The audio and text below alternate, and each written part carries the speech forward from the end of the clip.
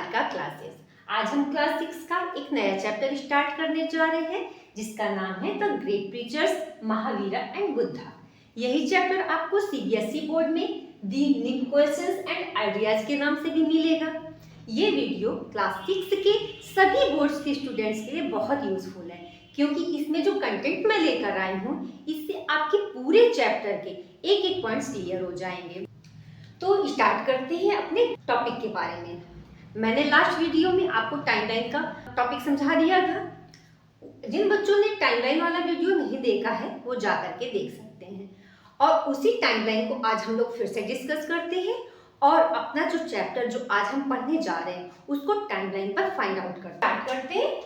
Timeline मैंने बताया था स्टार्ट हमेशा कहाँ से करते हैं? जीरो से। जीरो क्या है? जब जीसस क्राइस्ट का जन्म हुआ था। जीसस क्राइस्ट के जन्म के जो पहले का टाइम होता है इसे बोलते हैं BCE, means before common era. इसके जो बाद का समय होता है जो अब चल रहा है इसे बोलते हैं CE, कॉमन एरा, या AD भी बोल सकते हैं। AD मीन्स एना डोमिनी, मीन्स भगवान के आने के बाद का समय। स्टार्ट करते हैं 2 मिलियन ईयर पहले का समय, 2 मिलियन ईयर BCE। अब इस टाइम पे क्या चल रहा था? Stone age. स्टोन एज का टाइम पीरियड था हमारा 2 मिलियन से लेकर 4000 BCE। ओके, अब स्टोन एज को 3 पार्ट में डिवाइड करके पढ़ा जाता है। कौन कौन सा? Palaeolithic, Mesolithic and Neolithic. अब स्टोन एज के बाद टाइम आता है इंडस वैली सिविलाइजेशन का, जिसका टाइम पीरियड होता है इंडस वैली सिविलाइजेशन। इसका टाइम है 2700 BCE से लेकर के 1600 BCE। क्लियर? अब इंडस वैली सिविलाइजेशन के डिक्लाइन के बाद टाइम आता है वैदिक एज का, वैदिक एज। इसका टाइम पीरियड है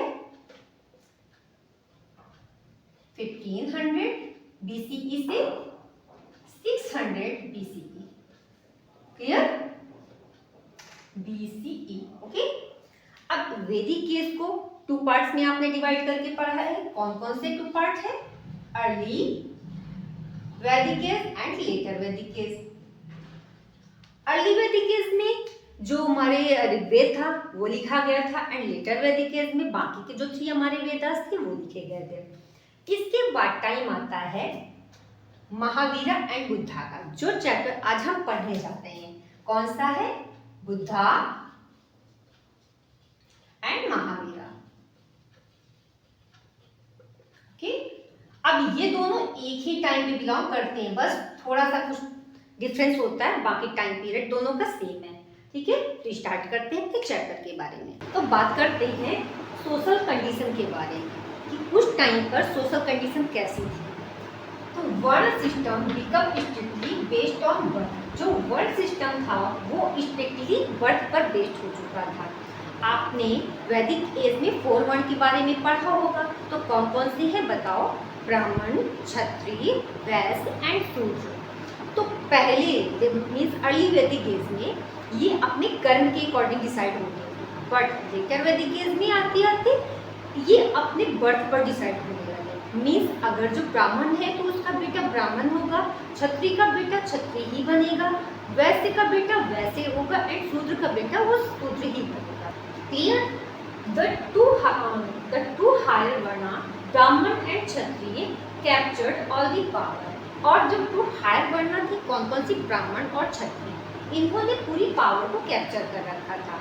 मीन्स कि जितने रूल्स होते थे और जो भी रूल्स फॉलो करवाने होते थे ये सारा कौन डिसाइड करता था? ब्राह्मण और क्षत्रिय ही डिसाइड करते थे। बाकी सबका काम होता था वो बातें मानना।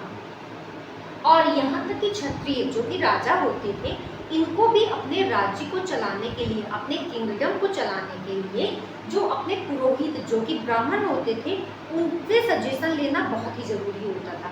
उसके बगैर राजा भी कुछ नहीं कर सकता था। तो एट द एंड सारी पावर किसके पास हो गई? ब्राह्मण के पास हो गई। The Vaishyas were engaged in agriculture, trade and cattle rearing. और जो वैश्य थे उनका काम क्या होता था? एग्रीकल्चर करना, ट्रेड करना एंड कैटल रेयरिंग करना।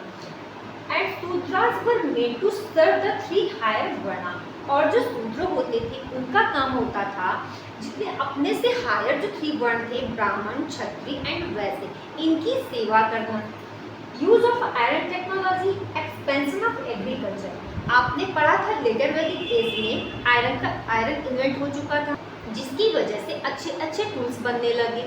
उन्हीं टूल्स का उपयोग करके, जैसे हल है तो अब इसका उपयोग होने की वजह से, यूज होने की वजह से एग्रीकल्चर बड़ी मात्रा में पैदा हो, एग्रीकल्चर बड़ी मात्रा में होने लगा। और emergence of state large towns and cities. और जब एग्रीकल्चर तो बड़ी मात्रा में होने लगा और उनके टूल्स की वजह से जो राजा होते थे उनको फाइट करने में भी आसानी हुई, जिसकी वजह से उन्होंने अपने किंगडम को बढ़ाना स्टार्ट किया, जिससे कि पहले जो छोटे छोटे विलेज होते थे अब वो टाउन्स में कन्वर्ट होने लगे और जो टाउन्स थे वो बड़ी बड़ी सिटीज में कन्वर्ट होने लगी। ओके, क्लियर बेटा? ऐसे कौन से कारण थे जिससे कि जैनिज्म एंड बुद्धिज्म धर्म है इसको राइज होने की जरूरत पड़ी? तो after later Vedic age religious had become complex and difficult to practices.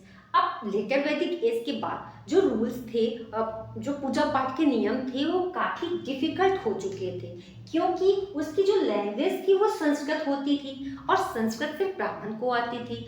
और अगर जो किसी और को संस्कृत आती भी थी, उसने संस्कृत पढ़ रखी है, समझता है, तो भी उसे पूजा पाठ करने का अधिकार नहीं होता था।